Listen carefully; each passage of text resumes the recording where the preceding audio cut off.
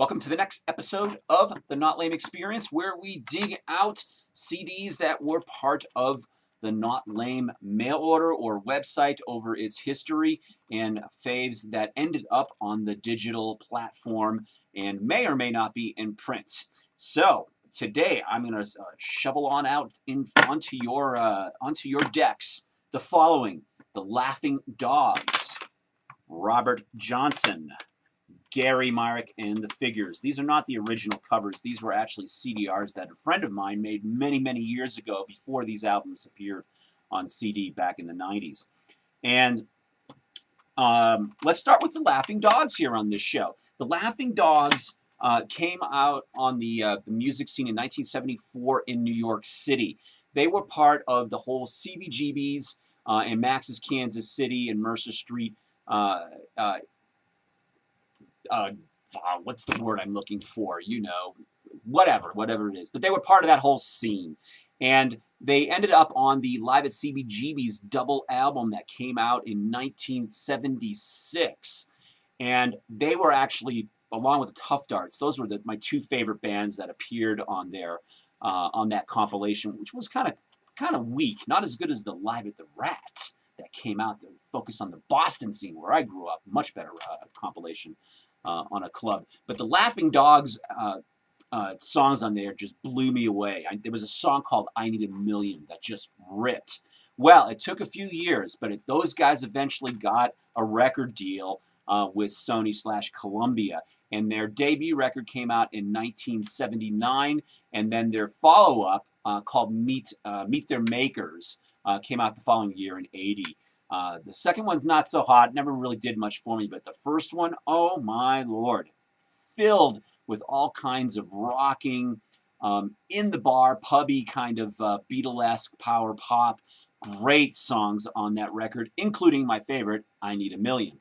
But the great thing is that this has been reissued as a twofer, and it's readily available on CD and is in print. I highly recommend you picking this one up at your favorite online retailer, ideally an independent one like Cool Cat or Jam Records if they have it in stock. Next up, let's talk about Gary Myrick and the Figures. Now, Gary Myrick, this was an acquired taste for me. Actually, I had some friends that really recommended this guy back in 1980, 81. I bought the records. I think I played him a lot my senior year of high school, freshman year there. I liked Gary Myrick, especially his first two records, which were the self-titled record and Living in a Movie, which came out in 1981. And but it's funny, it was an artist that sort of grew on me over the years, and I found myself pulling out those two records fairly often. And they are too available on CD as well, and I will include some links and find them here below for you to check this out. Gary Myrick was originally, I think, from Austin, Texas, if I'm not mistaken, and was part of the late 70s Los Angeles skinny tie power pop scene with his band The Figures. And they didn't make a big dent there, but they definitely were very hardworking and played lots and lots of shows, and eventually landed a record deal that resulted in a minor hit, She Talks in Stereo, which had a video that was played on MTV and received quite a bit of radio play here in the United States as well. My favorite is the second record, Living in a Movie, but both these records are a strong example of that sort of post-skinny tie sound that was coming out, but sort of pre-new wavy and new romantic, and they were sort of squeezed in between the bookends of those scenes there. And anyway, Gary Myrick came down with cancer not too long ago, and I'm not sure the latest status of it. One of my sites, Rock and Roll Tribe, raised a lot of money for him back earlier in the year. I want to say we raised almost $800 to go to treat his cancer, and I need to follow up and find out how he's doing there, because it went to an organization that helps fill in the gaps for musicians that don't have health care and then come under some life-threatening conditions.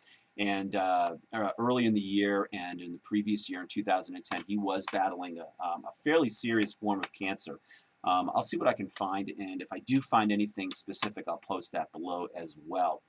All right, next up on the Not Lame Experience is Robert Johnson. Oh my Lord, do I love this record. Close Personal Friend. And I know lots of you are nodding, going, Bruce, you are right on. Man, oh man, when this thing came out in, what was it, 1978, it sort of lit the pop geeks of the world on fire. We were abuzz. If you were listening to Power Pop in 78, you more than likely heard about this record. This was one of those records, along with Shoes and The Knack and a lot of other records that were coming out, starting to really come out at that time. But it had very poor distribution, and it wasn't easy to find. And it was written about in Bomp and in Trouser Press. But once you found this was like a precursor to Marshall Crenshaw. And when you hear what this record sounds like, if you've not heard Robert Johnson's Close Personal Friend, then that, and you like Marshall Crenshaw, especially his early material, this, to my ears, is even better than the early Marshall Crenshaw. Really great as those records are. This one is almost a perfect record. On a scale of 1 to 5, I give this one a 4.5. It is a really great find, and I highly encourage you to find this somehow, some way. It came out on CD in the late 90s, Not Lame, only in Japan. Not Lame carried it, sold quite a bit of it. Man, it was expensive. It was over $30, even back then, and the dollar was strong, but not against the yen. So it was very expensive, but and at one point in time, another record was bundled with it, and he released only one more record in 1980 called the Memphis Demos, which had demos from the sessions that he recorded at the time that he did Close Personal Friend. Not critical. It was a very hard record to find at the time. I was lucky enough to find a copy of it. Was a little bit disappointed, but nothing was going to top the first record. So I'm going to include some links with whatever I can find on this record below. I'm almost positive that it's not in print, so I'll try to upload some sound bites that you can listen to because of it not being available at all right now. But those other two records, the Laughing Dogs and the Gary Myrick and the Figure stuff, are in print, and I will include links below. So that is going to do it for this episode of the Not Lame Experience. We will see you next time.